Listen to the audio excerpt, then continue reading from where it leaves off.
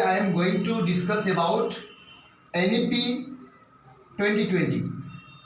जैसे कि आप सबों को पता है कि बस कुछ दिन पहले 2 दिन पहले ने 29 जुलाई 2020 को हिंदुस्तान की third policy on education I है। मैं उसके बारे में बहुत सारे बातों को कलेक्ट किया। उसके बाद मैं सोचा कि आपसे कुछ बहस करूं, आपको बताऊं कि इसको बहुत ही सिंपल वे से किस तरह से आम इंसानों तक पहुंचाया जाए। तो सबसे पहली बात कि जो एनईपी बना है 2020, यानी इसको कहते हैं नेशनल एजुकेशन पॉलिसी, तो it is the third policy on education after 34 years। First education policy was held in 1968 whenever Indira Gandhi was Prime Minister of India, and second education policy जो हुआ था 1986 में हुआ था, जब राजीव गांधी हमारे देश के प्राइम मिनिस्टर थे। यानी फर्स्ट टाइम जब एजुकेशन पे पॉलिसी लाया गया था वो 1968 में, जब इंदिरा गांधी हमारे देश की प्राइम मिनिस्टर थी, और दूसरी मरतबा जब 1986 में राजीव गांधी हमारे देश के प्राइम मिनिस्टर थे, तो उस वक्त एजुकेशन में पॉलिसी लाया गया था। अब जो थर्ड आया है रिसेंटली, तो वो है न्यू एजुकेशन पॉलिसी 2020, जब हमारे प्राइम मिनिस्टर श्री नरेंद्र मोदी जी हमारे देश के प्रधानमंत्री हैं। तो इसके बारे में बहुत कुछ बताएंगे और आगे डिटेल से, बहुत ही शॉर्ट में, अब बहुत जल्दी। तो सबसे पहले मैं बताऊं कि मेरे पास कुछ रिकॉर्ड है, क्योंकि ऐसे ये सब बात की जाएगी नहीं। मैं 2 दिनों तक सारा एजुकेशन पे सारा रिसर्च किया, उन तमाम चीज़ों को राइट डाउन करने के बाद, सारा चीज़ को डिटेल दिखाने के बाद तब आपके सामने मैं लाइव आया हूँ। तो इसको ज़्यादा से ज़्यादा आप शेयर करें, क्योंकि एजुकेशन जो हमारे इलाके में जो फैला हुआ है, जो एजुकेशन सिस्टम है, जो स्टूडेंट हैं, जो टीचर्स हैं, उन सबको जानना, और साथ ही साथ हिंदुस्तान के सभी नागरिक को, सभी इंसानों को जानना बेहद जरूरी है। तो पहले फर्स्ट ऑफ ऑल मैं बताऊंगा कि ministry of human resource of development, जो नाम से जो पहले एक मिनिस्ट्री था, ministry of human resource development has been renamed as ministry of education, government of India. यानी ministry of human resource development को चेंज करके अब मिनिस्ट्री ऑफ एजुकेशन बनाया गया है। उसके बाद ये कहा गया है एनईपी 2020 में कि 6% ऑफ जीडीपी का 6% को एजुकेशन पे खर्च किया जाए। ये आफ्टर 34 साल के बाद ये थर्ड एजुकेशन पे पॉलिसी है। उसके बाद मैं आपको बताऊं, मैंने आपको बताया फर्स्ट कब हुआ था, सेकंड कब हुआ था। तो मैं सबसे पहले फर्स्ट के बारे में बताऊं कि पहला जो एजुकेशन पॉलिसी हुआ था इंदिरा गांधी के जमाने में, वक्त में, जब वो प्राइम मिनिस्टर थी, तो वो जो फर्स्ट एजुकेशन पॉलिसी हुआ था based on the report of recommendation of Kothari commission. Kothari commission 1964 और 66 के मुताबिक, 1964 और 66 के मुताबिक ही प्राइम मिनिस्टर इंदिरा गांधी ने सोची, the government of PM Indira Gandhi announced the first national policy on education in 1968, which is called for a radical restructuring and proposed equal education opportunities in India to achieve national integration and greater cultural and economic development। ये सारी उनकी AIIMS थी कि पहला education policy जो लाया गया था, सबको एजुकेशन मिले, सबको एक अपॉर्चुनिटी मिले, वो तमाम चीज़ों को जाने, हमारे देश का एक ग्रेटर कल्चर हो और इकोनॉमिक में डेवलपमेंट हो। इसलिए पहला एजुकेशन पॉलिसी लाया गया था। हर पॉलिसी में कहीं ना कहीं चेंजिंग किया आता है, कुछ ना कुछ अमेंडमेंट किया आता है, कुछ ना कुछ नई चीज़ों को इम्प्रूव किया जाता है। तो ये पहला था, और बहुत ही अफसोस के साथ ये कहा जा रहा है कि उस वक्त भी कोठारी कमीशन में भी कहा था कि the Kothari commission had recommended a 6% allocation of 6% of GDP. उसमें भी कहा गया था 6% जीडीपी को, कम से कम एटलीस्ट 6% जीडीपी को एजुकेशन पे खर्च करना बेहद जरूरी है। लेकिन बहुत अफसोस के साथ कहा जा रहा है कि ये कभी भी इम्प्लीमेंट किया ही नहीं गया, इम्प्लीमेंटेशन हुआ ही नहीं। तो आगे चलता हूं, मैं आपको ये बताता हूं कि the annual public investment in education India over the last 5 years, जो 5 साल की जो एक रिपोर्ट है, उस पर कहा जाता है कि जीडीपी का 3% से भी कम एजुकेशन पर खर्च किया जा रहा है। ये फैक्ट है, और जितने भी फैक्ट मैं बोल रहा हूँ, सारे चीज़ों का मेरे पास साइट है एकदम नेशनल, और तमाम चीज़ का ऑथेंटिक एकदम मतलब चीज़ें हैं, सबूत के साथ है। आगे मैं बता रहा हूँ कि India never spend 6% of GDP on education since independence.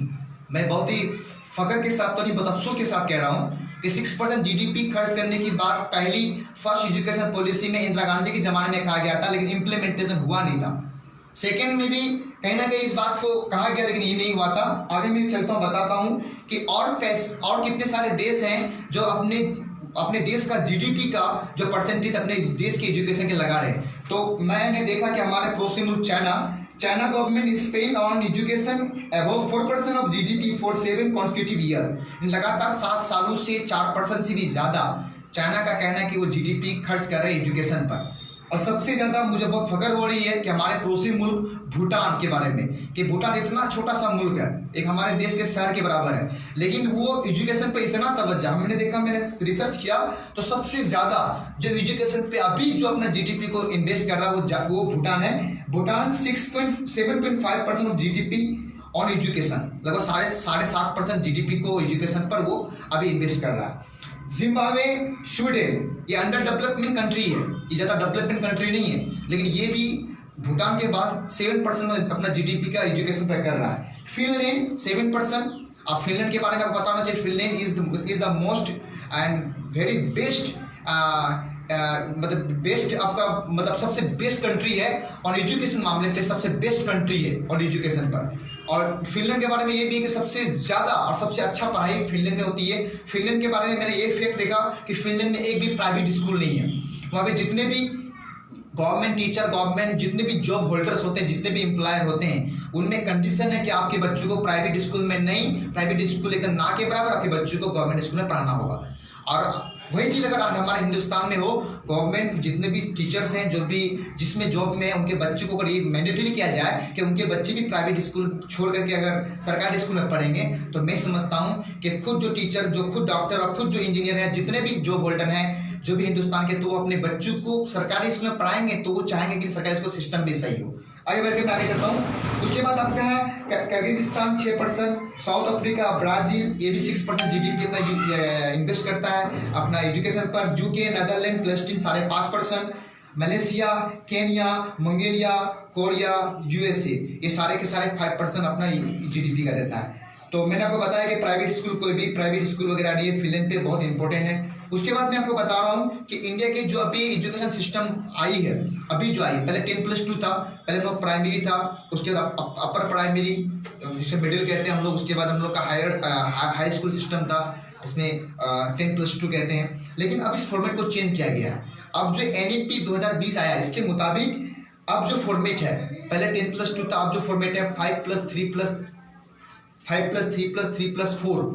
5 जो पहला का जो स्टेज है, उस पहला 5 इयर्स को कहते हैं फाउंडेशन स्टेज। फाउंडेशन स्टेज क्या होगा कि पहले 5 साल के जो बच्चे होते हैं, जो पहले 5 साल उन बच्चों पर जिसकी उम्र 3 से 6 साल और 6 से 8 साल, 3 से 6 साल के बच्चों को पहले के 3 साल के बच्चों, पहले के बच्चों को 3 साल के बच्चों को, जो 3 साल के बच्चे 3 से 6 साल के बच्चे होंगे, तो उनको 3 साल आंगनवाड़ी या प्री स्कूल एज में पढ़ाया जाएगा, जिसमें बच्चों को नर्सरी, LKG, UKG की तालीम दी जाएगी। उसके बाद जो बच्चे जिसकी उम्र 6 से 8 साल होगी, उनको क्लास 1 और क्लास 2 की क्लासें दी जाएगी आंगनवाड़ी और प्री स्कूल्स वगैरह में। इसे कहते हैं फाउंडेशन स्टेज। ये 5 साल के अंदर ये चीज आएगा। और सेकेंड जो तीसरा है आपका, दूसरा है 5+3+3+4। तो सेकेंड जो 3 इयर्स है, उन 3 इयर्स को कहते हैं प्री-प्रेटरी स्टेज है, जिसमें 3 साल क्लास 3 से 5 तक बच्चों को पढ़ाया जाएगा। उसमें बच्चों का एज 18 से 11 साल के बच्चे उसमें स्टडी करेंगे। उसके बाद जो थर्ड है 3 इयर्स, उसमें 6 to 8 क्लास के बच्चे पढ़ेंगे। उसमें एक बच्चों का 11 से 14 साल, जिसे कहते हैं मिडिल स्टेज है वो। और जो लास्ट है 4 इयर्स, उसमें क्लास 9, 10, 11, 12 के बच्चे पढ़ेंगे। और उसमें एक बच्चों का वो 14 से 18 साल के बच्चे से पढ़ेंगे, और इसको कहेंगे सेकेंड स्टेज। बहुत खास बात इसमें ये है कि अब जो NEP नया आ रहा है, NEP के मतलब आप मुताबिक अब ये कहा जा रहा है कि जो बच्चे हमारे इलाके में, हमारे पूरा ऑल ओवर इंडिया में, मैंने भी खुद किया मैट्रिक, तो और आप जो देख रहे हैं आप लोग भी मैट्रिक किए होंगे। मैट्रिक के बाद आप लोग डिसाइड करते हैं कि आप लोग को आर्ट्स लेना है कि कॉमर्स लेना है कि साइंस लेना है, कि मुझे ICOM करना है कि IC करना है कि IA करना है। तो इंटरमीडिएट हम लोग चूज करते हैं साइंस पे या फिर हम लोग कॉमर्स में वगैरह वगैरह। लेकिन अब जो नया सिस्टम बोल रहा है, उनके मुताबिक वो कह रहे हैं इस NEP के मुताबिक कि रिसर्च किया गया, रिसर्च ये है, रिसर्च के मुताबिक NEP 2020 जो आया था ऐसे नहीं आया है। ये NEP 2020 जो आने का वजह है कि NEP 2020 has been formulated after an unprecedented process of conclusion that involve here over 2 lakh suggestion. 2 lakh suggestion जो सजेशन लिया गया, जो कहाँ से लिया गया, 2.5 लाख जीपी से, ग्राम पंचायत से ऑल ओवर द इंडिया। उसके बाद 66,000 ब्लॉक से और लगभग 676 डिस्ट्रिक्ट से, इन सब से सजेशन लेने के बाद ही तब ये बनाया गया। ये समस्या कहीं ना कहीं नजर आ रहा था कि मैट्रिक के बच्चे सोचते कि मैं साइंस लूँ, आर्ट्स लूँ, कॉमर्स लूँ, तो इसको थोड़ा सा चेंजिंग करते हुए कहा, ये बताया गया एनईपी 2020 में कि जो बच्चे अगर जिसको इंटरेस्ट है कि मैं फिजिक्स पढ़ने चाहता हूँ, उसे फिजिक्स में इंटरेस्ट है लेकिन वो केमिस्ट्री और मैथ्स और बायोलॉजी पढ़ने चाहता नहीं है, तो अब एनईपी न्यू एनईपी के मुताबिक जो बच्चे आफ्टर 10 जो पढ़ेंगे 11 12, तो वो चाहे तो फिजिक्स का एक सब्जेक्ट रखे, उनके साथ वो हिस्ट्री है, ज्योग्राफी जो उनके लिए फेवरेट है, वो सारा नहीं मिक्सचर, वो कोई भी सब्जेक्ट को लेके आगे पढ़ सकता है, इंटरमीडिएट का एग्जाम वो दे सकता है। अब आगे फर्दर क्या एक्शन लिया जाएगा, फर्दर क्या स्टेप्स होंगे, क्या बनेंगे, तो मैं आगे आपको बताऊंगा। लेकिन अब तो मुझे ये पता है कि बच्चों जो मैट्रिक के बाद जो करते थे कि आईए आईएससी आईकॉम, उस सिस्टम को हटाया जाएगा। बच्चे को सिर्फ एक पार्टिकुलर सब्जेक्ट में नहीं, मतलब वो जिस चीज सब्जेक्ट में वो इंटरेस्टेड है वो बुक्स को ले सकता है, एक फिजिक्स ले सकता है, एक हिस्ट्री, एक ज्योग्राफी, इंग्लिश, जो इंटरेस्टेड बुक है वो इंटरेस्टेड बुक पे वो अपना पढ़ाई को कंप्लीट कर सकता है। आगे चले तो आपको ये बताते चलूँ मैं कि जो आज एनईपी हमारा 2020 जो 29 तारीख को आया है, ये ऐसी बात नहीं कि अचानक आ गया है। जो मैंने बताया कि लगभग 2 लाख सजेशन आपको जो 2.5 लाख ग्राम पंचायत से, 6600 ब्लॉक से और 676 डिस्ट्रिक्ट से सजेशन होने के बाद ही ये एनईपी बनाया गया है। और एनईपी की काम जो नेशनल न्यू एजुकेशन पॉलिसी का जो काम जो आज 2020 में हुआ है, ये इसका काम मैं बताऊं आपको कि मई 2016 से शुरू किया गया। एक कमेटी बनाया गया था जिस कमेटी का नाम है committee for education of the new education policy under the chairmanship of late Shri TSR Subramanian Sahab डेट कर चुके हैं, तो उनके चेयरमैनशिप में एक committee for the education of committee for education for new education के लिए ये मई महीना के 2016 में बनाया गया था। जो लेट श्री TSR सुब्रमण्यम साहब जो थे फॉर्मल कैबिनेट सेक्रेटरी थे, उन्होंने सबमिट किया था अपने रिपोर्ट्स को। उसके बाद जून 2017 में भी कमेटी बनाया गया था जिसको कहते हैं committee for the draft national education policy was constitute under the chairmanship of eminent scientist Padma Bhushan doctor के कस्तूरी Ranjan, which submitted draft new education policy 2019 to Honorable Human Resource Development Minister on 31st May 2019। एक और commission जो 2019-17 में बनाया गया था जिसे कहते हैं committee for draft national education policy. क्योंकि अभी का जो एनईपी बना है ये ड्राफ्ट एजुकेशन पॉलिसी 2019 का जो डाटा था सारा कुछ को निचोड़ने के बाद तक एनईपी 2020 का बनाया गया। तो ये जानकारी मैंने आपको दिया। आगे बताऊं, मैंने आपको सारे स्टेजेस बताया कि आप 5 स्टेजेस होगा। पहले जो 10+2 था primary, upper primary, middle, high, तो अब उनको सबको हटा के 5+3+3+4, पहला 5 फाउंडेशन। और बहुत ही इंपॉर्टेंट बात कि फाउंडेशन स्टेज में जितने भी बच्चे होंगे उन बच्चों को एग्जाम देने जाएगा। ये बच्चे nursery, LKG, UKG, 1 class 2 class in नहीं जाएगा, मतलब उन पर कोई प्रेशर नहीं किया जाएगा। उनको विदाउट प्रेशर, उनको सिर्फ एक्टिविटीज के जरिए, उनको बहुत सारे मनोरंजन के जरिए उनको एजुकेशन, उनको इंटरेस्ट जगाया जाएगा। बच्चों को 1 to 5 जो 5 साल है जिसे फाउंडेशन स्टेज के, इसमें कोई एग्जाम लिया नहीं जाएगा। उसके बाद मैं आपको बताऊं कि एक बहुत ही इंपॉर्टेंट, जो लोग UGC AICTE NCT के ताल्लुक मतलब मालूमात रखते हैं, आप जानते भी हैं, उन सब को हटा के उन सब को मर्ज करके एक बनाया गया है HECI। तो पहले मैं बताऊं कि सर UGC क्या होता है। आप जानते हैं कि universal grant commission, AICTE all India council for technical education, NCT national council for teacher education, इन सब को मर्ज करके आप जो बनाया गया HECI human education commission India will be set up a single overarching umbrella body for entire higher education excluding medical and legal education law। मतलब कि ये जो बनाया गया है आपका HECI higher education commission of India, जिसमें UGC AICTE NCTE को सारा चीज को मर्ज किया गया है। इसमें एक खास बात है कि इसमें दो सिस्टम है, यानी आपका मेडिकल सिस्टम जो मेडिकल का जो पढ़ाई है और जो लीगल एजुकेशन है लॉ वाला, उनको एक्सेप्ट, क्योंकि मेडिकल एक खुद अपने आप में एक वास्ट एजुकेशन सिस्टम है, तो मेडिकल और लीगल एजुकेशन को उनको एक्सेप्ट, इनको छोड़ के बाकी जितने भी बड़े बड़े कमीशन, बहुत बड़े बड़े जो ये हैं, उनको एक साथ में मर्ज करके HECI हायर एजुकेशन कमीशन बनाया गया है।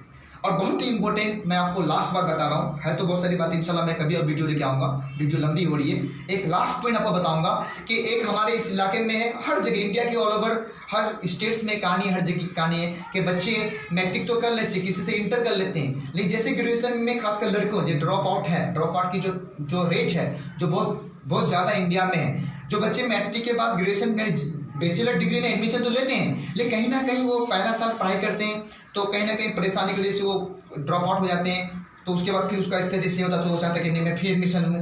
या कोई बच्चे होते जो कोई स्टूडेंट ऐसे होते हैं जो 2 साल तक पढ़ते, पार्ट 2 तक पढ़ते हैं, फिर उनका जॉब हो जाता है या फिर कुछ ऐसी परेशानी जो छोड़ना पड़ता है। तो अब जो क्या किया गया है कि NEP के तहत एक बहुत ही इंपॉर्टेंट, बहुत ही अच्छा एक जो बनाया गया है, एक बहुत अच्छा ये बनाया गया जिसको कहते हैं exit option in degree courses, कि डिग्री कोर्सेज में एग्जिट ऑप्शन बनाया गया। इसके तहत क्या है, जो बच्चे भी बैचलर डिग्री के लिए अगर एडमिशन लिया है तो वो अगर पार्ट 1 पहला साल पढ़ के वो पढ़ाई छोड़ देता है, पहला साल कंप्लीट करके, तो उनको भी कुछ ना कुछ डिग्री दिया जाएगा, उनको कुछ ना कुछ मतलब दिया जाएगा कि कहा जाता है कि the undergraduate degree which are, जो पहले 3 साल का था अब वो 4 साल का किया गया। आपको बता दूं कि पहला साल पार्ट 1 पार्ट 2 पार्ट 3 पढ़ाई कर लीजिएगा, उसके बाद आपको चौथा साल जो रिसर्च के लिए आपको दिया जाएगा।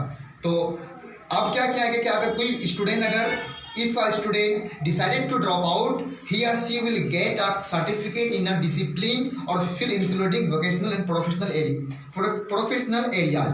तो जो भी फर्स्ट पहला साल में अगर ड्रॉप आउट होगा तो उनकी डिसिप्लिन और फील्ड में उनको कुछ सर्टिफिकेट दिया जाएगा। और कोई अगर 2 साल कंप्लीट करने के बाद अगर ड्रॉप आउट होंगे तो उनको डिप्लोमा डिग्री दिया जाएगा। और कोई अगर 3 साल के बाद ड्रॉप आउट हो चाहिए, चौथा साल 4 साल डिग्री कोर्सेज आप बैचलर डिग्री होगा, 1 साल रिसर्च के लिए, अगर वो 3 साल के बाद ड्रॉप आउट होंगे तो उनको बैचलर डिग्री दिया जाएगा। और जो पूरा का पूरा चारों साल अगर कंप्लीट करेंगे तो उसको कंप्लीट डिग्री, बैचलर डिग्री उनको दिया जाएगा। और एक बहुत इंपॉर्टेंट एक एकेडमिक बैंक ऑफ क्रेडिट भी बनाया गया, उसके बारे में कभी और बताऊंगा, ये बहुत लंबा अभी चलाएगा।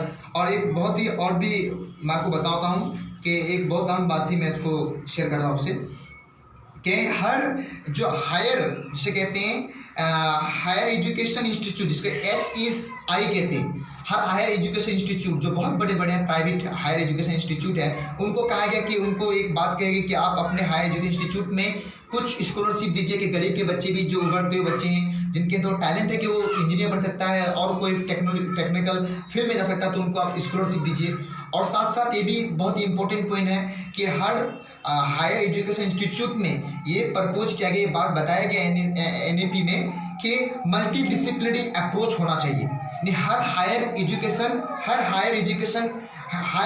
एजुकेशन इंस्टीट्यूट में मल्टी डिसिप्लिनरी अप्रोच का मतलब ये हुआ कि जो बच्चे इंजीनियर बन रहे हैं, जो इंजीनियर की पढ़ाई कर रहा है सेमेस्टर वाइज, तो उसमें इंटरेस्ट जगह कि नहीं हमको हिस्ट्री का बुक पढ़ना है, उसको इंटरेस्ट जगह, तो हर हायर एजुकेशन इंस्टीट्यूट में ये होना चाहिए कि कोई अगर इंजीनियरिंग बनना है तो साथ साथ वो अपना ज्योग्राफी भी पढ़ सकता है, वो पॉलिटिक्स की किताब भी पढ़ सकता है, वो हिस्ट्री भी लेके पढ़ सकता है, वो इंग्लिश को अपना इंग्लिश पे लेके बात कर सकता है, वो लिटरेचर।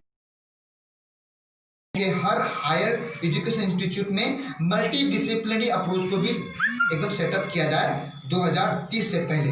और 2030 तक ये एम्स है कि the aims is to set up at least 1। और एक बहुत इंपॉर्टेंट बात ये कह गई है कि 2030 तक एक चीज़ बहुत एक मकसद ये किया गया है कि 2020 तक हर डिस्ट्रिक्ट में, लगभग हर डिस्ट्रिक्ट में या डिस्ट्रिक्ट के करीब में एक हायर एजुकेशन इंस्टीट्यूट को सेटअप किया जाए। ये सारी बातें थी और बहुत सारी बातें हैं, मैं इंशाल्लाह और कभी बताऊंगा।